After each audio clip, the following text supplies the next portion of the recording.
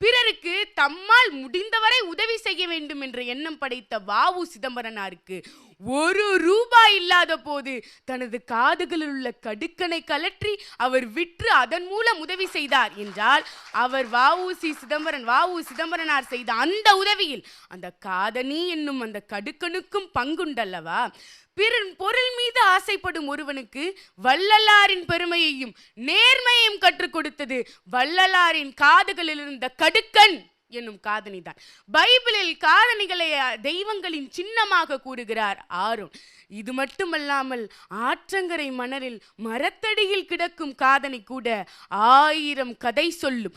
கைபேசி வராத காலத்தில் கூட காதணி மட்டும் காற்றின் அசைவில் பேசிக்கொண்டுதான் இருந்தன. ஒருவர் நம்மை பார்த்து தலையாட்டும் முன் தன்னை அசைத்து காட்டிவிடும் காதணி.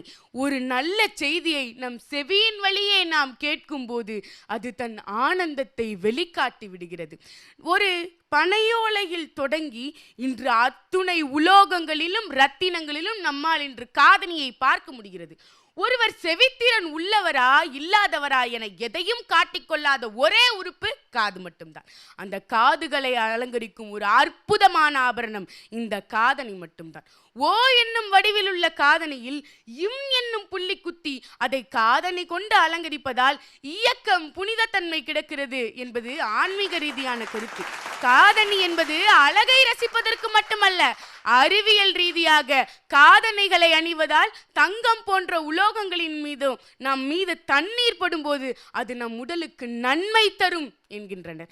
ஒரு வழியாக ஓலை, கடுக்கன், கம்மல், கற்பு, காதோலை, குண்டலம், குதம்பை, குலை, கொட்பு, செவிப்பூ, செவிமலர், தோலாக்கு, லோலாக்கு, தண்டட்டி, தண்டொட்டி, தாடங்கம், தொங்காட்டான், தோடு, மகர குண்டலம் என எந்த வகையான காதணியாக இருந்தாலும் சரி, நாம் பேசும் கருத்துக்களையோ கதைகளையோ கவிதைகளையோ நம் செவிப்பறை கேட்கும் முன் அந்த காதணி கேட்டு அசையுமே, அந்த அழகே அழகுதான்.